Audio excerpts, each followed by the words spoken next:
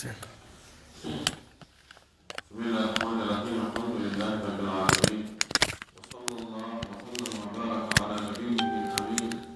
وعلى آله وصحبه ومن تبعهم بإحسان واستنى بسنته وسلك طريقهم إلى يوم الدين اللهم لا علم لنا إلا ما علمتنا إنك أنت العليم الحكيم اللهم علمنا ما ينفعنا وانفعنا بما علمتنا وزدنا علما اللهم اجعل علمنا حجة لنا لا حجة علينا رب اشرح لي صدري ويسر لي أمري واحلل عقدة من لساني يفقهوا قولي قال المؤلف رحمه الله باب الوالي العادل قال الله تعالى إن الله يأمر بالعدل والإحسان وقال تعالى وأقسطوا إن الله يحب المقسطين يأتي الله سبحانه وتعالى تدرمان وطور وسرين الحمد لله يجول إن الأرم محمد صلى الله عليه وسلم أومون اليمين سبو يرمد يجول يسحب بنفو وجول إهور كلا جوكو دينك بجوكو نوكا يالله جوكين إن كان دين اللهم آمين walli fiɗon ɗo yo allah yurmiga yurminamo o addigal dambugal ɗo ko kangal watti capanɗe jeɗɗi e jeenayi ko halfinaɗo hunde nden jammu mum ko wulaat laminaɗo fiyakuji julɓe ɓen hara ko nunɗuɗo kadi karama koɓe noyi lamɓe ɓen ko pecce ɗi wulatul umuri pecce ɗiɗi wal ulama wal umara karama koɓe ɓen e laami ɓe fi fiyakuji adna ɗin karama koɓe ɓen ko ɓen ɗon woni wulat telen yottingol sharia allah on e fewnugol yimɓe ɓen e andingol ɓe sharia on fewna tagore nden ha e goonga kan ɓeɗo téléphone sengo ɗon ko ɓe lamɓe ɗonɓen lamɓe ka diina amma halfina ɓen fi yuɓɓinirgol piiji ɗin yuɓɓinirgol adna on ɓen ɗon woni lamɓe ɓen ka dawla no wireten noon lamɓe ɓen ka diina e lamɓe ɓen ka dawla halfinegol ɗin ɗon ɗiɗi noon kon tigi halfina o on tigi wona nunɗuɗo ne aadil nunɗuɗo ko waɗowo piiji ɗin kadi hani wadde ɗon hara no peesodiri no nanodiri ɓeɗo no jogii ɓural no jogii martaba no jogii teddungal ka allahu subhanahu wa ta'ala allah subhanahu wa ta'ala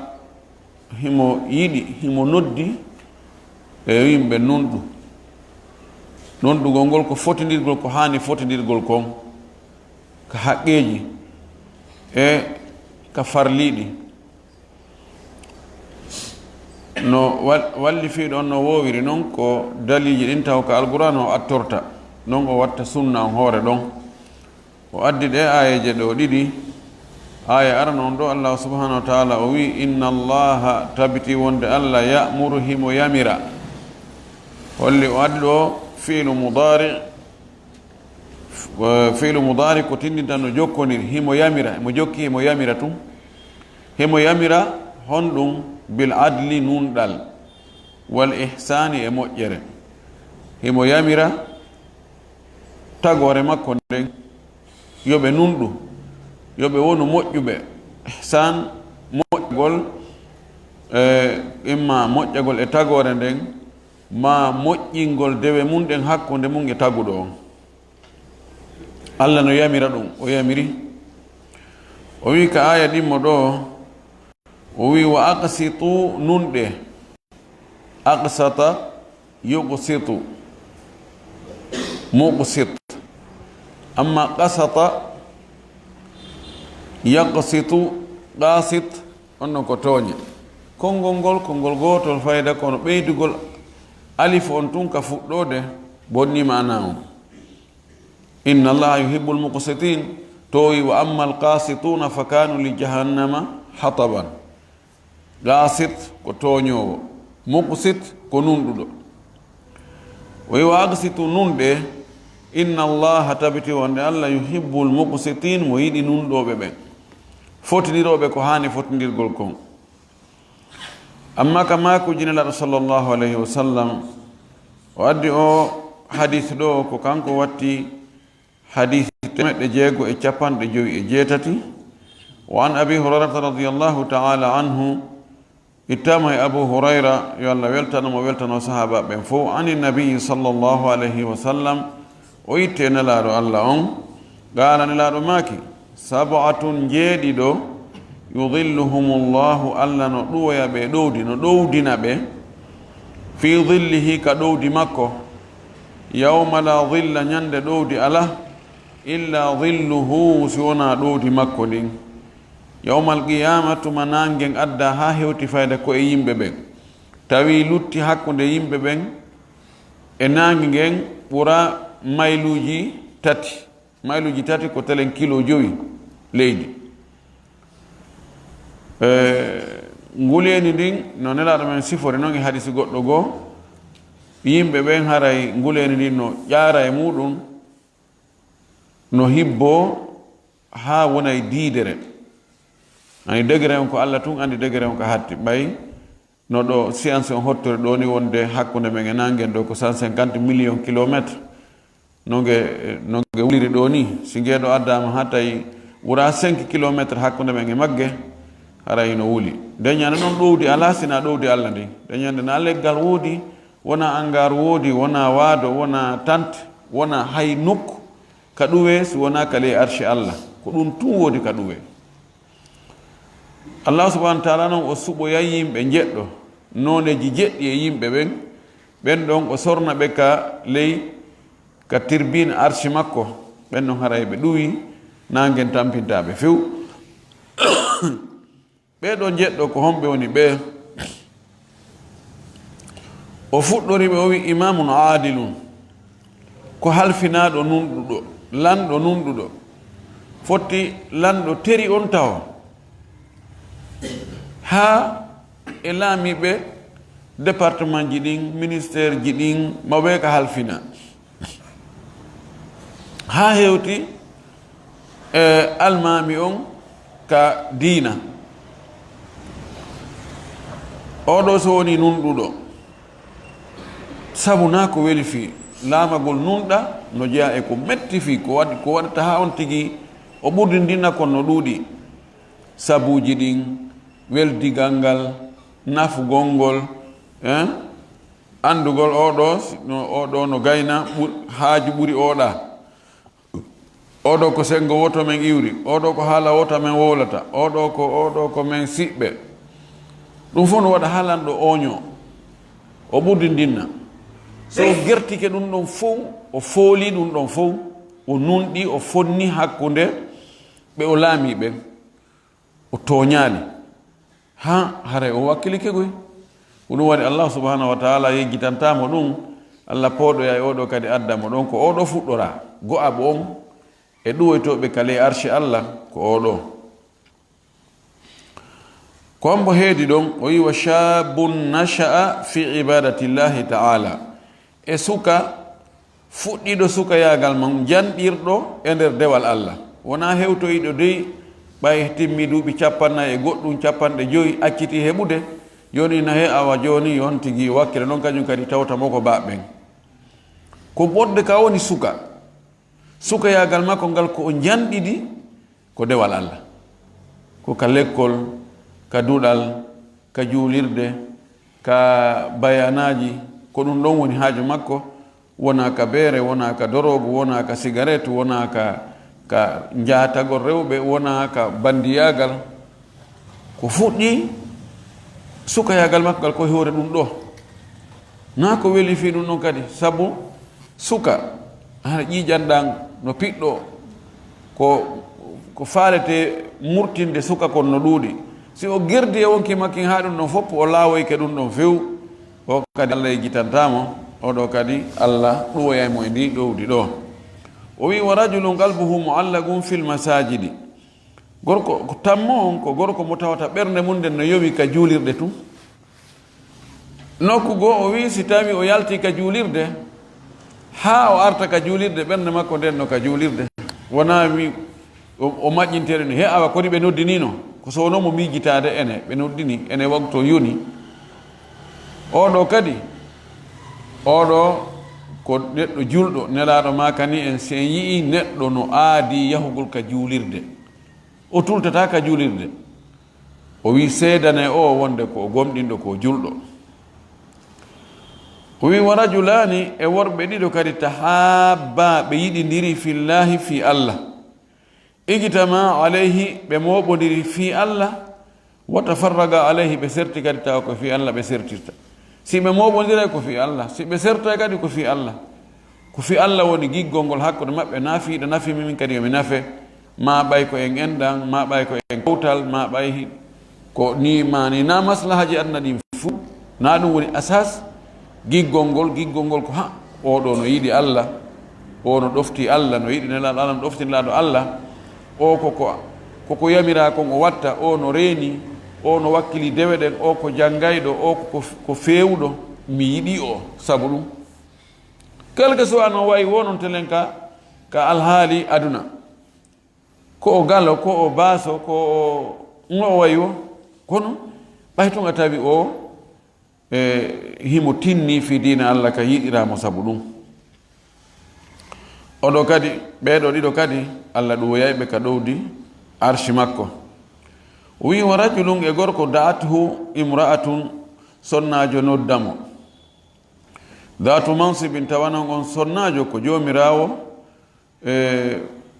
place ma dambe mansib no ahara ko ara ani ko place ko jogiiɗo daraja hakkunde yimɓe mum ɓen ma ko jogiiɗo dambe e hakkunde cuuɗi ɗin wa jamalin e ngari no hetti no jogii ngari no jogii teddungal ko kooho molanaɗo on sonnajo ɗon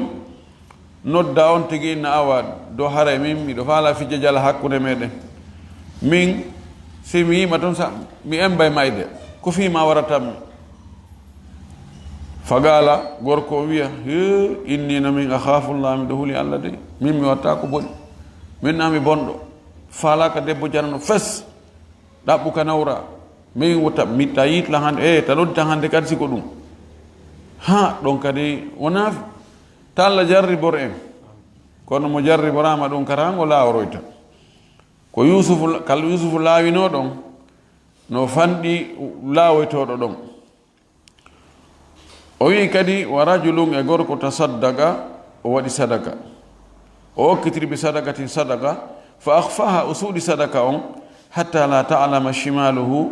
hay wurin nano makko ngon andali ma tunfigu yaminuhu ko ñaama ngon okkitiri kon o suuɗa sadaka on hara hay goto na yiingo yeɓen ko hunde kaari ɓe wanno yeɓen ɓe addanno kaari hunde kaari mina ɓe jonnama ha saba kaari harno faala aduna on fopp yo andu yo RFI wowlu France 24 yaltin ɗum na ɗum few suuɗa tun jonna ɗon sadakaji goo ko ni ɓuri moƴƴirde si tawi ko an tun e goɗɗo ko ɓuri moƴƴude ko ya suuɗu si ko projet eɓaɗo tawata ko no hato jiɗe yimɓe buy yo waɗu gortu gaynata mahugol juulirde asugol koloyru darnugol lekkol waɗugol piiji ko tawata ko hunde hawtande ɗo si a waɗa buy feññigol ngol ɓuri moƴƴude henna min allah sikila hunde kaari suusina o andi yette soɓe goo si wona memmina awa karahan memminatako andi men komin fuɗɗinde juulide bawasir ɗo réunion amen arano on mi heewi fillade mo ko waɗi ko hunde de markila moƴƴi ɓamen jooɗi ke réunion arano on ingénieur jon addi ko tañƴini kanko ko ɗum ɗo wawata nde darnude tawi ko 3 milliards manque ɗum 5 millions on tumati ɓaymen jooɗi ke ka angaru ɗon alaji abdourahmane sow wonɓe ley ɗon takko ɗon o in hey si tawi en waɗi wonde mo be waɗi ko suudu mum dunni ɓa en ɗo fof en darni galleji ɗo hay goto wona juuɗe jonidira ha o darni suudu makko ndu en fewɗo komo étage emo villa somo be waɗi ko suudu mum ndu ni ndu ɗo ko ɗum ɗo noon ti gerdi suudu makko ɗum ha ndu dari noon o gerdi noon ɗo o wi en hoyota faabo na gaɗana gani en darna heña oy kono noon simo ɓeewi ko tuma heɓi ɗi ala haaju ɗin si o adda ɗi ɗo maadi men ndi neɓay leefude o wi ɗon kisan mi waɗi 50 millions taki haqiqa no wonno wonɓe toon hakkude amen toon jogiɗoɓe moyen ɓuuri mo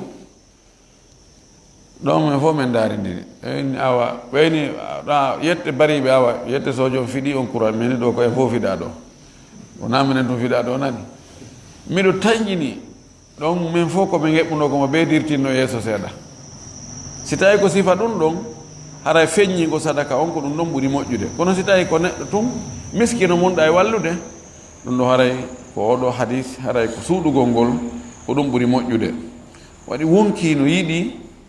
mantede no yiɗi feññinanede awa wi awa dow ko kaari en waɗi ɗum ɗo so on tigi wawtiki wonki mum ɗon ha waɗiri hakkude mum e waɗanaɗo on tum ɗum ɗo kadi haray Allah subahana taala jitanta on tigi oɗo kadi o pooɗi toyne arɗo sakkitiɗo on ɗo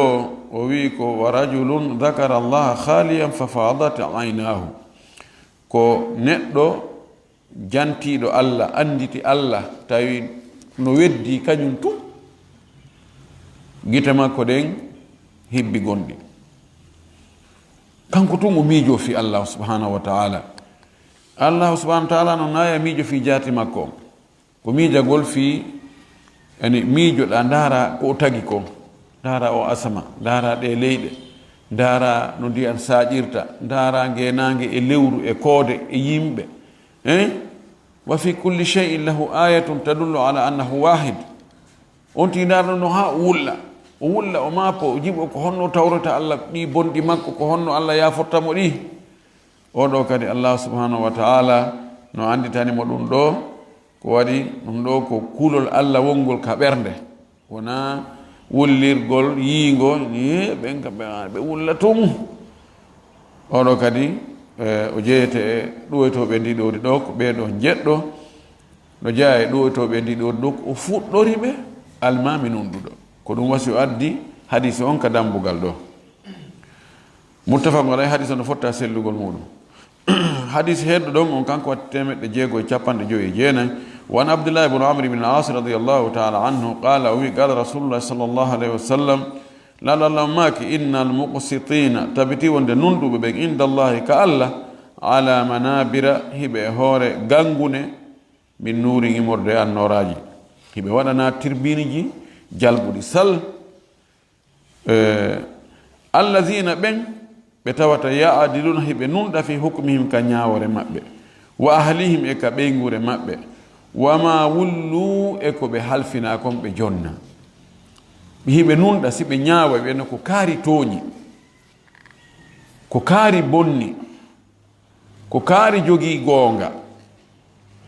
kaari woni toñaado on ɗum woni ñaawoje de ko ɗum ɗo selli ɗum ɗo sella ko ɗum ɗo woni gonga ɗum ɗo na gonga ko oɗo woni toñaado on ko o woni toñuɗo on tawa si ɓe wowlay ɗum na giɗaɗo ɓe wowlirta na sabu intérêt ji kadi wona ha ɓe jonne gongel ko ɓe wuwlay gonga kan netti hiɓe nunɗi kadi ka ɓeygure maɓɓe siko jogiiɗo rewɓe buyi no fonni hakkude rewɓe ɓen ka haqqeji hakkude ɓiɓɓe ɓen kadi no fonni harnaɓe nene gotoɓe hara no fonni hakkude ɓiɓɓe mum ɓen wama wullu e ko ɓe halfina ko responsabilité ji ko ɓe halfina kon tawa ɗon kadi hiɓe nunɗi ɓeɗo ñande dargal Allah waɗnay ɓe tirbinji kaɓe daroyo tawa no jalbi no henti inne awa ko ɓeɗo wonno nunduɓe ɓen goy hara fof no ndaara ɓe mo ɓe no yeeli hara ko kañum woni ɓen ɗon rawahu muslim hadise heddo ɗon kanko 650 وعن عوف بن مالك رضي الله عنه قال سمعت رسول الله صلى الله عليه وسلم يقول خيار أئمتكم الذين تحبونهم ويحبونكم وماكي kanko nelaɗo ko ɓuri moƴƴude e hooreɓe mon ɓen khiyaru a'immatikum ko suɓa kon ko ɓuri moƴƴude kon e hooreɓe mon ɓen lamɓe mon ɓen allazina ko ɓen tuhibbunahum ɓe yiɗu ɗon hiɗo yiɗi ɓe wa yuhibbunakum kamɓe kadi hiɓe yiɗi on tawa ko lanɗo on himo yiɗi population makko on no yiɗimo sabu mo ɓe no wadde devoir muɗum telen oya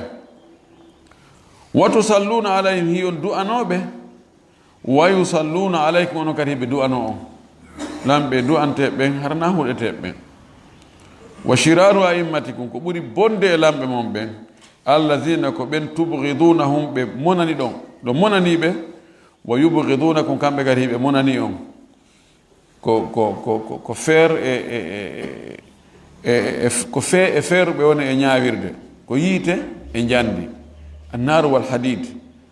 jama on kadi no moni no yenna no huɗa wa tal'anunahum hiɗon huɗa ɓe wa yal'anunakum hiɓe huɗa on si woni hakkunde lanɗo on e laama ɗon ko ni haɗa e jang ala ɗon hoɓe no huɗa oya allah ittu o allah jonno o ko hilno allah bonnu fiyo allah wurto e o ko ɓurimo doole ko waɗata mo ni watta mo ni si tawi le o nunɗa o feewa o moƴƴa himo lorri himo toñude himo tampinde pellat yimɓe ɓen ko imma ɓe feññina ko ɓe woni huɗude ko ma ɓe suuɗa kono ɓe waɗay qala on tumati o wi kanko Auf qulna ya rasulallah enene laaɗo allah afala nunabiduhum min bugodirta e maɓɓe min pirdata e maɓɓe qala o wi la o taw pirdu e maɓɓe dey ma aqamu fikum salata fannin hiɓe ñinnude julde hakkunde moɗon fannin hiɓe juulude ɓe yamirde on yon juulu haray na yon pirude e maɓɓe terteɓe ɗon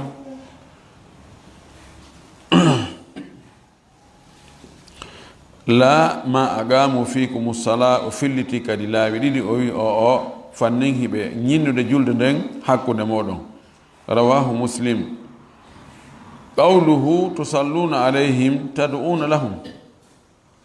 ko finɗo tusalluna alayhim juulugol juulugol e hoore maɓɓe ko fanda ko du'anagol ɓe lamɓe fewɓe ɓe du'ante kono lamɓe ɓoyliɓe ɓen toñoɓe ɓen no ɓe huɗete ɗum ko sikke ala ko tew e tew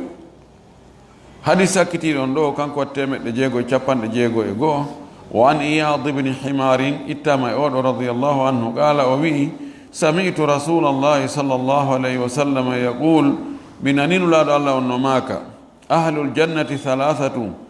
yimɓe naatoɓe aljanna ɓen ko noneji tati ɓeɗo tato kan haysi woɓɓe go watta e maɓɓe koto ɓeɗo ko yimɓe aljanna jeeya homɓe woni ɓen tato o wi zu sultani muqsitin muwaffaqin ko jon doole jon laamu nunɗuɗo hawrodirɗo e ko ɗaɓɓa kon zu sultan ani zu quwa zul hukmi jomirawo ñaawore jomirawo doole jomirawo laamu kono ko nunɗuɗo ko hawrodirɗo kadi e ko ɗaɓɓa kon wa rajulun rahimun raqiqul qalbi li kulli dhi qurba wa muslimin ɗimmo on ko gorko yurmeteɗo hoyɗo ɓernde ɓernde yora wawi hayre raqiqul qalbi sewɗo ɓernde hoyɗo ɓernde li kulli dhi qurba kala siɗɗo makko jogiɗo enɗam ɓattiɗan hara himo yurminamo mo mapanimo himo ananimo wa muslimin e julɗo julɗo kadi haysinaɓe siɓɓe so yimo tun tawi ko yurmuɗo hara o himo yurminimo oɗo kadi ko yimɓe aljanna ɓen jeeya wa afifun mutaaffifun dhu iyali e neɗɗo nefiniɗo afif ko rentiɗo nefiniɗo mo hersinta hoore muɗum ittata ndimagu muɗum mutaaffif kadi saliɗo piiji ñidduɗi ɗin taaffafa ko wigol nono min ɗum ɗo ɓe ɓuri ɗum piiji ñidduɗi ɗin hara no ɓurni hoore muɗum piiji ñidduɗi ɗin afif mutaaffif hara fof ko gotum zo yaali hara kadi ko joom ɓeygure no jogii ɓeygure kono wirtata hoore muɗum watta piiji kaanuɗi ñidduɗi inna no ɓay on tigi jogii ɓeygure haray on tigi ɗo be on tigi wakkewra ɗum ɗo tina ɗum ɓeygude nden ala ko ñaama no jogi woɓɓe waɗa ellaji joni yaha golla ko tata no harmi hara beere yeeyete ma kose hara kose teewu kose no toon serva teewu kose waɗa no piiji non simi akkitiɗo ala komi ɗum ala komi golla miɗo wondi ga e ɓey ngo ange ɓiɓɓe an hasa bakari ɗum ɗo e ɗum ɗo donc haɗa ɗo ferala ko ɓen waɗ ɗum ma wona yaltagol tumtoro yayna hoore muɗum waɗa piiji ñidduɗi kanuɗi e joni fii tum ɓawa no mari ɓeygure e fi a mari ɓeygure ɗum ɗon newnantama ya waɗum piiji harmuɗi ya ittu ndimagu ma fo hay ka l'islam maɗa inna joni a warra ɗum ɗo tum fiya heɓo oɗo kadi allah subahana taala no andanimo himo renti fi kala himo haton jini mo mari ne'eteɓe mo mari ñamminteɓe jomanteɓe ka lekkol ñawdeteɓe holtinteɓe piiji busino jokkimo kono no ɗaɓɓirta noon kono laaɓiri kono dagori mo wondi e teddugal makko ngal wondi e ndimagu makko ngun wondi e diina makko kan ko yadanimo e ɗum ɗon wo ko heɓidi e ɗum ɗon wo awa kono ko heɓidal ɗon wo haray mo muññi ɓeɗo kan tato ɓeɗo ko yimɓe aljanna ɓen ɓe jeeya allah waɗoyenge ɓe hadis on rawahu muslim ko fiilade son ko imam muslim en toriki allah subahana taala yo allah waɗa en moƴƴuɓe waɗa en fewɓe waɗa en huloɓe allah yo famin e dina kam faamu selluɗo arsiken kadi gollitirgo jaɓanen ko golɗen ko wa akhiru dawana an alhamdulillahi rabbil alamin wa sallallahu wa sallam wa baraka ala nabiyihi l amin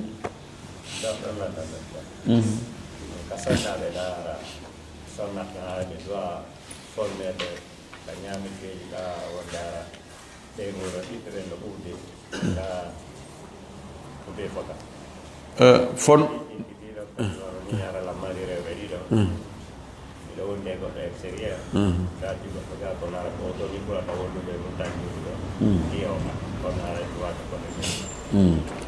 e ɓeɗe ko landi joni wono fonnugol rewɓen ɗo ka dépense e misal si tawi oɗano ɓuuri ɓiɓɓe oɗano mari wona ɓiɓɓe jowo oɗano mari ɓiɓɓe ɗiɗo haɗay fonnugol ngol sa waɗani oɗa 50 maaro ko a waɗamaɗa 50 maaro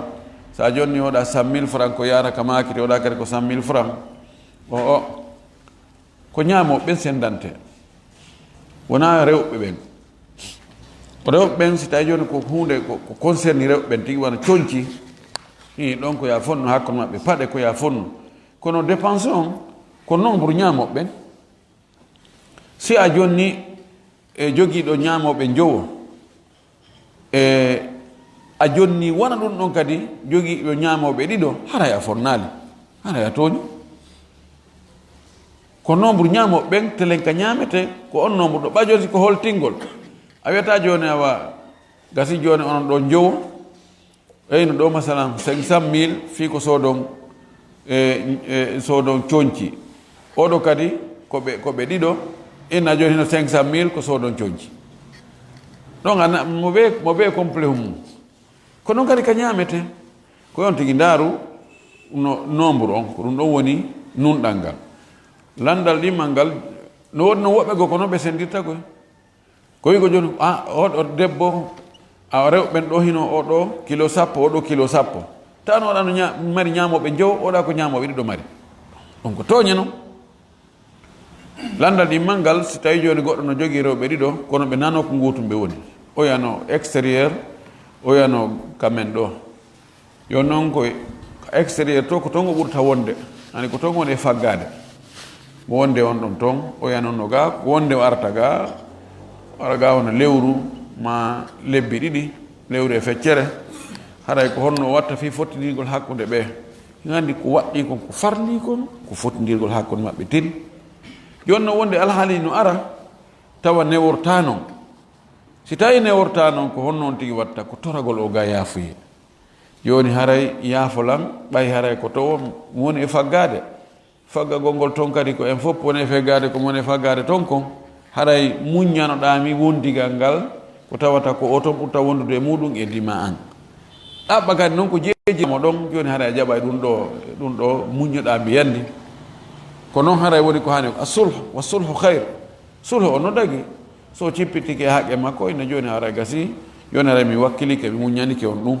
ella o haray ala kono sina ɗum haray no hulɓini ha gaɗa to tamura an ɗum malloy to torike allah yo allah waɗa en joni toɓe joom haqqeji ɗin haqqeji muɗum wa jasakumullah heyra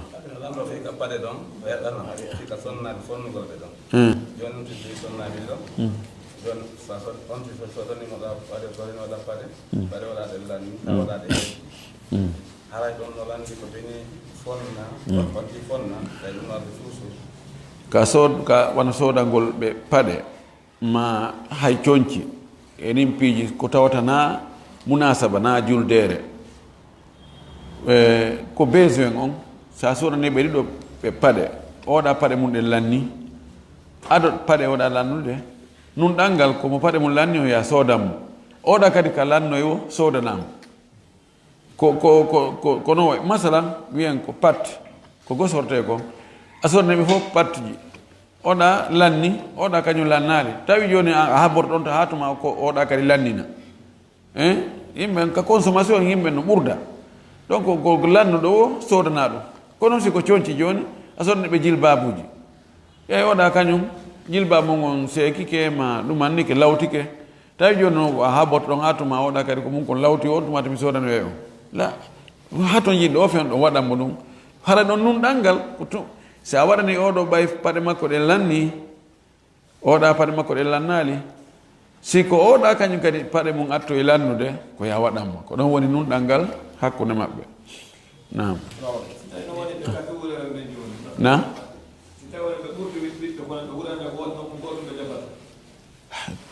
tawi ko nokku goto ɓe nefata a senda ka ɗon ara ko wigol mo ɓeyo nokku jande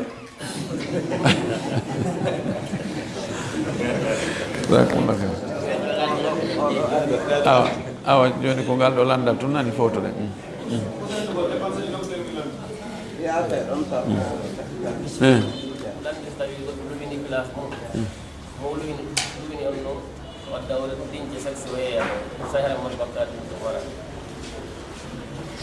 ara ko place makko on ko o luwin oya e hoore mo andi ko ɗum o yeyata